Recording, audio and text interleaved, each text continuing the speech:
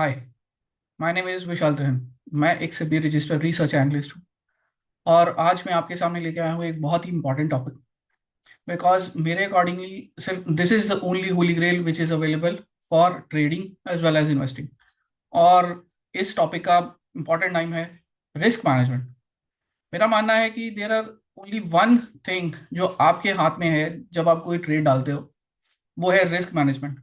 क्योंकि प्राइसेस कैसे मूव करेंगे वो आप सिर्फ एक प्रोजेक्शन ले रहे हो, तो वो आने वाले समय में आपके हाथ में कंट्रोल में नहीं है। बट जब आप किसी भी ट्रेड में एंटर करते हो तो आपके हाथ में दो चीजें होती हैं। आप कितना कैपिटल डाल रहे हो और आप कितने शेयर्स परचेज कर रहे हो, आपने कितने परसेंट का स्टॉप लॉस लेने का डिसीजन लिया है। So that is the only holy grail available in the market. तो मैंने इसी चीज को दो पार्ट्स में स्प्लिट किया है। तो हम इसी चीज को आज सीखेंगे इस वीडियो में। फर्स्ट पार्ट इज हम पोजीशन साइजिंग कैसे डिटरमाइन करें, और सेकंड पार्ट इज कि रिस्क और रिवॉर्ड जो बहुत ही इंपॉर्टेंट सिनेरियो है उसके अकॉर्डिंगली हम एक्चुअली अपने प्रॉफिटेबल ट्रेड्स को कैसे ग्रो करते हैं और अपना आरओआई जो है अकाउंट का बढ़ाते हैं। क्योंकि ये बड़ी कॉमन चीज़ है कि आप जितने भी ट्रेड्स लेंगे वो ज़रूरी नहीं है कि 100% सक्सेस रेशियो आएगा। मेनी ए टाइम्स आपका सक्सेस रेट जो होता है वो 50 to 70% के बीच में वेरी करता है।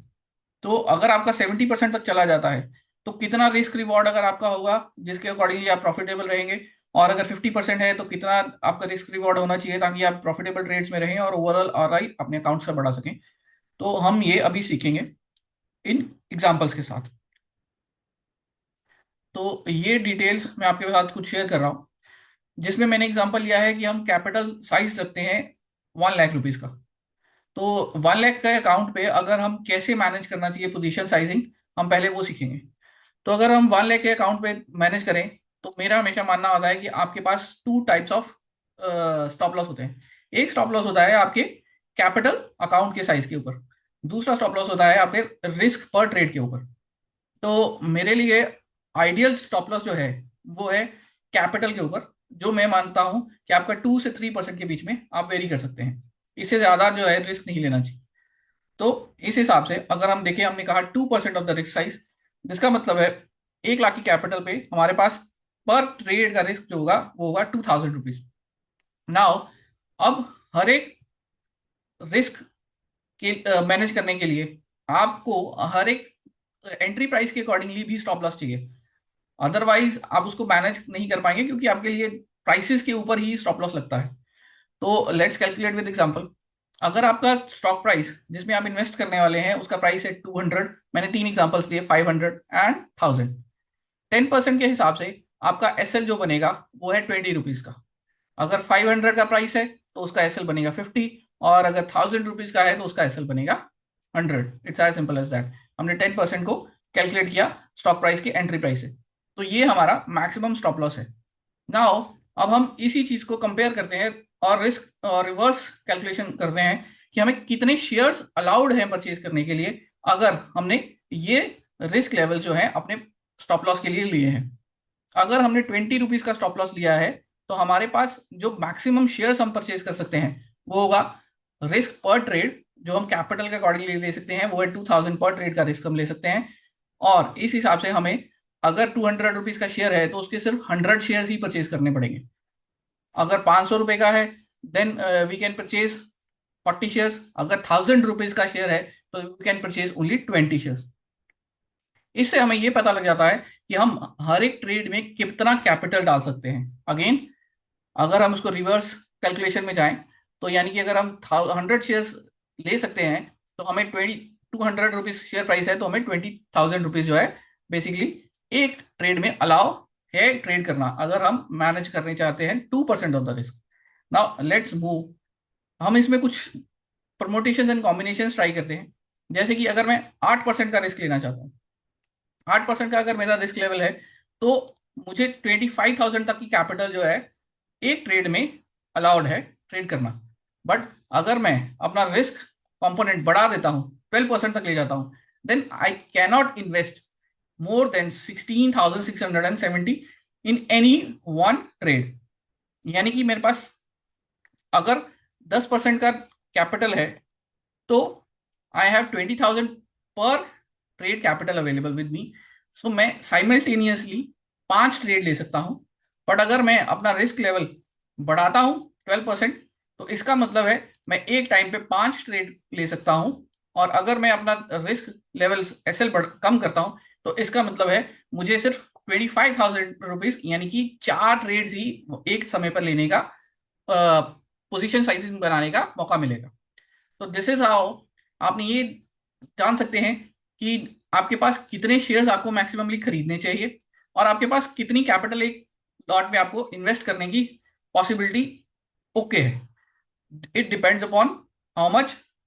अगर आप अपना रिस्क लेवल बढ़ाएंगे तो उसके अकॉर्डिंगली आपका जो total value of the capital है एक ट्रेड के लिए वो मूव करेगा। And similar goes for this. My understanding is कि आपका रिस्क का लेवल जो है पर ट्रेड के लिए वो 10 to 12% से ज्यादा नहीं होना चाहिए। But this is for the trading purpose. As in case of you go for the investing, ये चीजें बदल जाती हैं। क्योंकि इन्वेस्टिंग में आप बेसिकली कुछ 20% या 30% या 40% गेन्स के लिए इन्वेस्ट नहीं करते, आप इन्वेस्ट करते हैं बहुत सारे सालों के लिए, जहां पे आपका टारगेट होता है कि मतलब आने वाले 3-4 साल में तो स्टॉक प्राइस डबल हो जाए। तो वहां पे रिस्क लेवल जो है वो डिफरेंशिएट कर जाता है। नाउ इसको आगे समझने के लिए, ये पहला टॉपिक हमारा खत्म हो गया जिसमें हमने सीखा पोजीशन साइजिंग कैसे करते हैं। नाउ सेकंड टॉपिक जो है इस लॉजिक का, वो है रिस्क टू रिवॉर्ड रेशियो। तो अगर हम रिस्क लेना चाहते हैं 2.5 और 1 का, तो हमारे पास क्या एग्जांपल्स आती हैं। Let's go for an easier example, I will go for 2:1। यानी कि अगर आप 1,000 रुपीज लूज करने के लिए तैयार हैं, तो देन आपका टारगेट जो होना चाहिए वो 4,000 रुपीज का होना चाहिए। आप ये नहीं कह सकते कि हाँ 1 रुपया गंवा रहा हूं मैं और हम प्रॉफिट जो है सिर्फ 50 रुपए पर में ही मैं बुक कर लूंगा। That will be not be a good scenario at all. In that case you will lose and up badly. Let's calculate. तो अगर मेरा रिस्क टू रिवॉर्ड ये है, तो अगर मैं एक शेयर पे 1 रुपया कमा रिस्क ले रहा हूँ और सिर्फ 50 पैसे कमा रहा हूँ, अगर और मेरे पास 70% का भी विन रेट है, तो I make only 1% ROI। Even 90% तक का भी है तो आई मेक ओनली 7% ROI। तो आपको कभी भी अपना रिस्क जो है अपने रिवॉर्ड के लेवल से ऊपर नहीं रखना है। आप कुछ ट्रेड ये भी ले सकते हैं कि 1:1 लेके देखें। तो 1:1 में अगर आपके पास विन रेट बेसिकली अगर 60% भी आता है, तो आप प्रॉफिटेबल ट्रेड्स में निकलते हैं, आप लॉस मेकिंग सिनेरियो में नहीं जाते हैं। नाउ इसमें आपके पास कुछ अच्छे प्रॉफिट्स नहीं बनते, इसलिए ऑलवेज सजेस्ट होता है कि आप 1:2 के ऊपर चले। यानी कि अगर आप 1 रुपए का रिस्क देना चाहते हैं, तो आपका टारगेट जो होना चाहिए वो 2 रुपीज के ऊपर का ही होना चाहिए, उससे नीचे का नहीं होना चाहिए ना।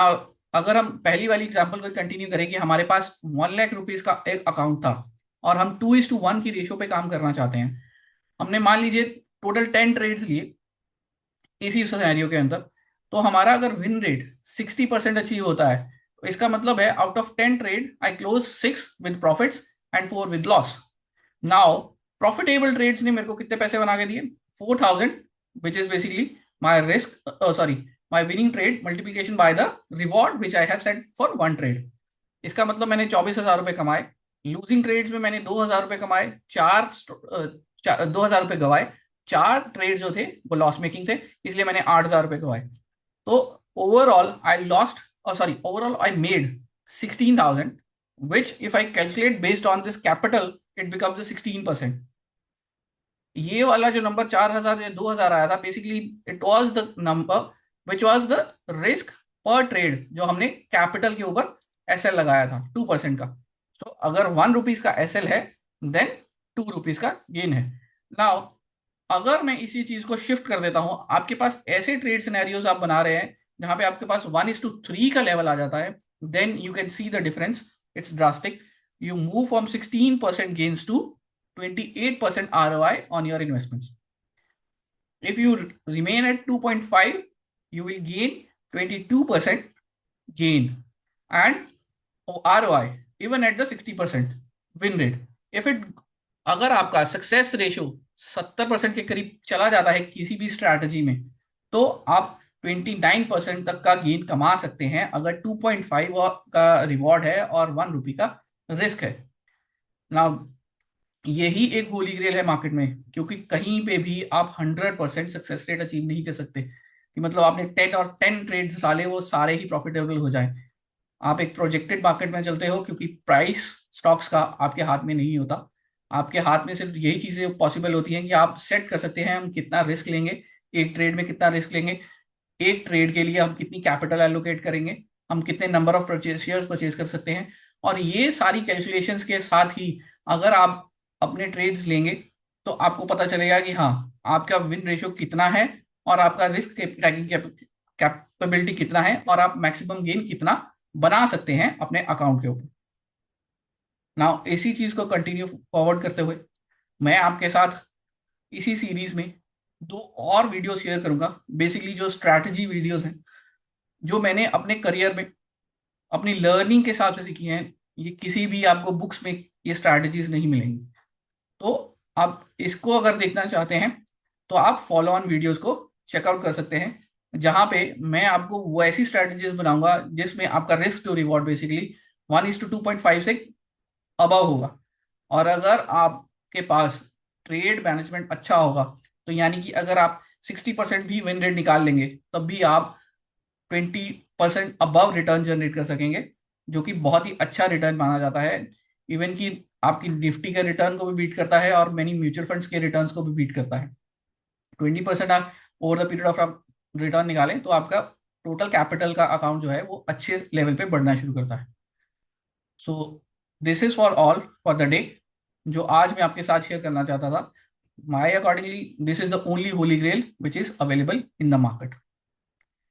अगर आपको ये वीडियो अच्छा लगा हो, आई विल रिक्वेस्ट कि आप अपने फ्रेंड्स को ये वीडियो शेयर करें। आप हमारे चैनल को सब्सक्राइब करें ताकि जैसे ही कोई नया वीडियो आपके पास आए आप उसको नोटिफिकेशन के जरिए जान सकें। Thank you for listening me today. Have a nice day.